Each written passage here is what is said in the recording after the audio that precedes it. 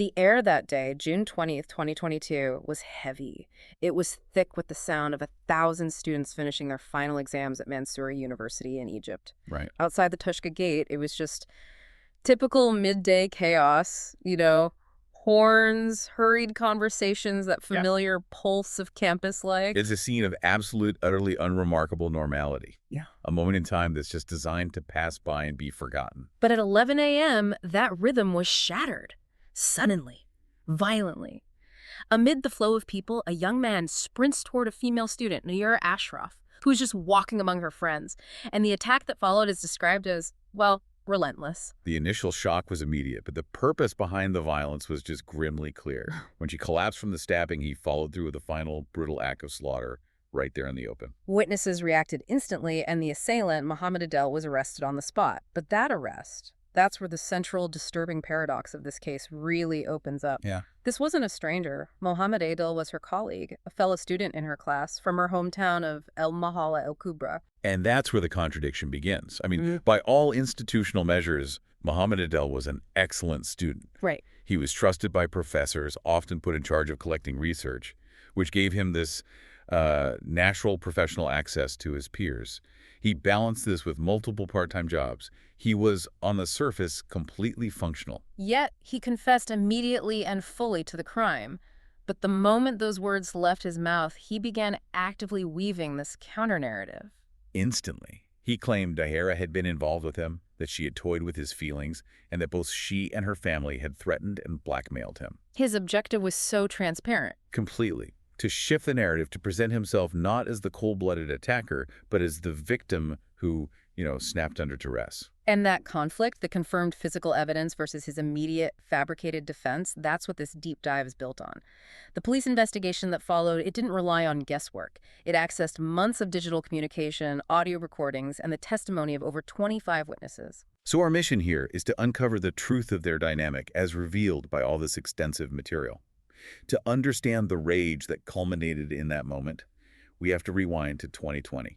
Okay, so let's start with Nayera. The material we have paints a picture of a student who was beautiful, yes, but intensely driven. She wasn't just there to pass exams. No, she was focused right from day one on a future and a professional career far beyond her current circumstances.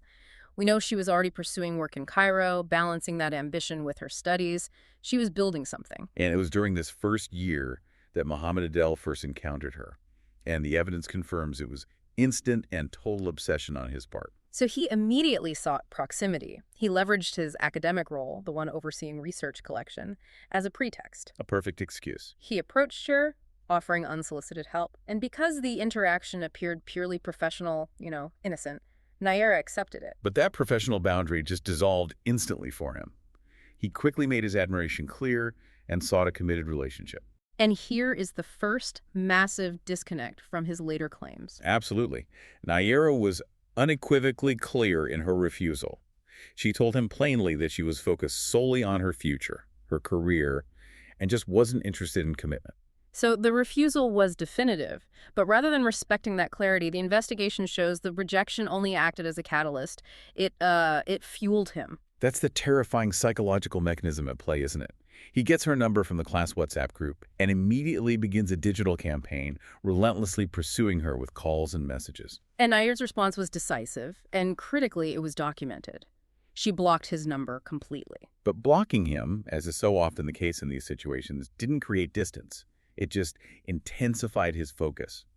He tracked her across social media platforms and launched this relentless, voluminous barrage of messages begging, arguing, demanding. And what's fascinating here is the evidence of his profound delusion right there in the messages. Yes.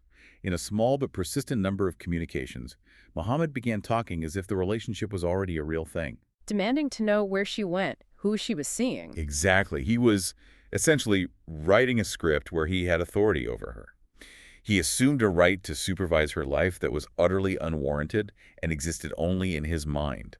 That assumption of ownership is the key signal. It is. Nayera was disturbed. responding only sporadically, mainly to reiterate the cold, hard fact that their relationship was academic and to just tell him to stop. She tried desperately to deter him by emphasizing that professional distance. She'd mentioned her job in Cairo, that she only attended the university for exams, underscoring how incompatible their lives were. But Mohammed, just unable to process the word no, interpreted her attempts at professional distance as a challenge. Or even worse. As the start of a relationship. Yes. The start of a difficult, passionate relationship. His possessiveness escalated instantly, leading him to criticize her job, her travel, her life choices. He was just building his own reality. And this digital stalking wasn't enough. It became physical. He located her workplace in Cairo and began physically visiting the area, looking for her, driven by this mounting jealousy. When she blocked him everywhere she could, the investigation showed he just created multiple fake Facebook accounts to keep monitoring her. The refusal had now driven him from private obsession to a public declaration. It really had. Okay, let's look at the community's involvement, because this is where the public and private personas just collide. Right. Despite zero indication of reciprocity, Mohammed began openly declaring to friends and peers that they were romantically involved. He took this delusion to the extreme and actually went to Nayera's home to formally propose marriage. And the family, maintaining Nayera's consistent stance, refused. They reinforced the simple truth. She was focused on her future and had no interest. But this public failure, it didn't humble him. It just pushed him further into overt harassment. We see a major escalation here. The harassment turned into palpable public stalking. He began following her. The sources detail one deeply chilling incident where he tracked her all the way back to El Mahala in a taxi. And attempted to physically force her into the vehicle. Yes. Nayera screamed, drawing her father out. The father initially confronted him, aggressively, but then wisely tried a reasoned approach. He advised Mohammed that marriage requires mutual consent, that force accomplishes nothing, and critically, he urged him to treat Nayera as a sister and just stay away. It was a clear, calm, final warning. A moment meant to bring resolution, but Mohamed Adel only heard what he wanted to hear. He distorted it. Completely. He convinced himself that the father had indirectly approved of the relationship and appointed him as Nayera's guardian. That level of self-deception, it suggests he was filtering reality entirely through the lens of his own entitlement. The situation was now perceived as so dangerous that formal legal and social mechanisms began to activate. A female friend of Nayera's, terrified by his behavior, filed a police report. We should be clear. This final police report on Madar is a crucial step. It's not just documented a complaint. It legally signals to authorities that a persistent threat has reached a level requiring intervention. And Nayera's family also filed multiple Madar complaints against him for the harassment. So this public exposure finally began to tarnish his reputation, both at the university and in the community. But it didn't stop the threats. No, it made them explicitly menacing. His messages became terrifyingly direct. He stated clearly that he would not stop unless she became his. The explicit warning he issued was captured in the messages reviewed by police. Don't think if you're not with me, you can be with anyone else. And that's the shift, isn't it? From obsession to control. It is. The family made one last attempt at de-escalation by leveraging community pressure. They involved Mohammed's family for a formal customary session at Nayera's home.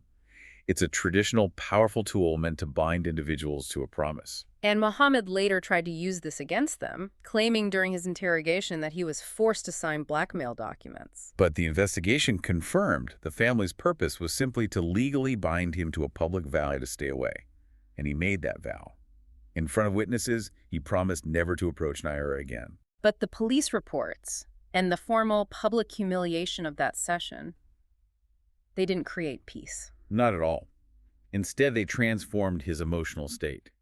His obsessive possession, the idea that he was entitled to her, shifted into a deep, volatile anger, resentment, and a lust for revenge for his perceived loss of dignity. He began to fully internalize the maxim that defines these acts. What I can't possess, no one else can. The messages then became specific, terrifying prophecies of violence. He threatened to deface her, to burn her, to utterly destroy the life she was happily building, eventually wishing her death. And then came this stark, explicit threat, chillingly specific to the act he would ultimately commit. I will slaughter you in front of everyone. And despite the rising tide of, internal terror, Nayera attempted to reassure her mother.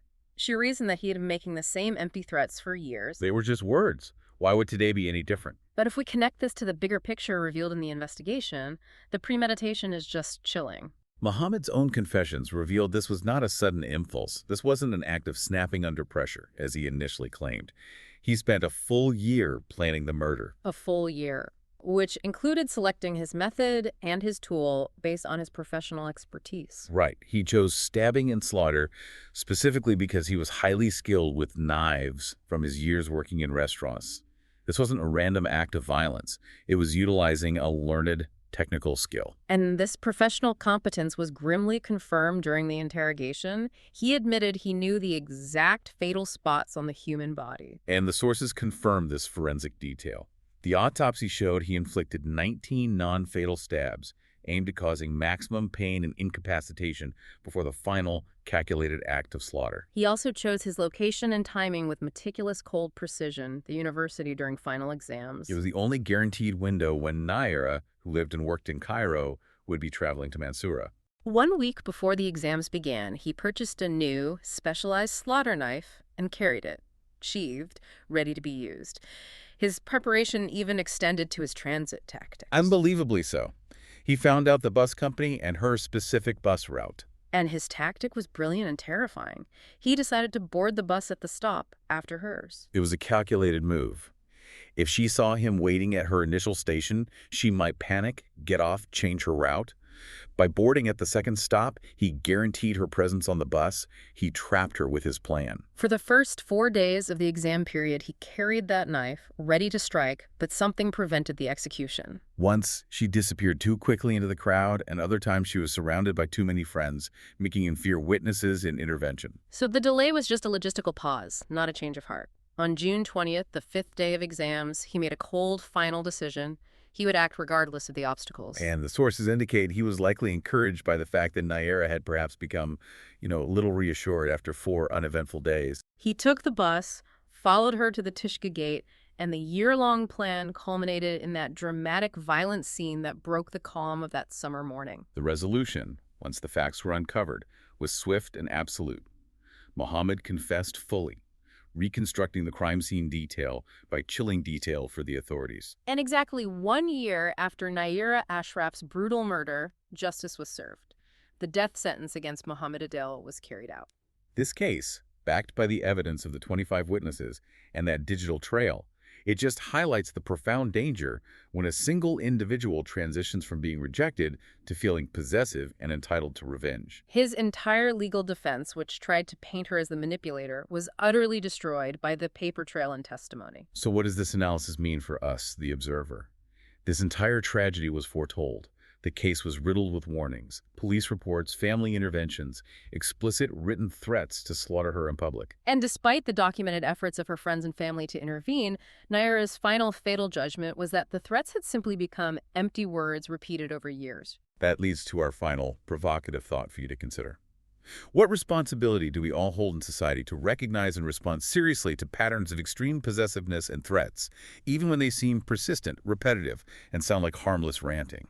When is the moment we must decide that the threat is the plan, and not just the venting? Something to mull over until our next deep dive.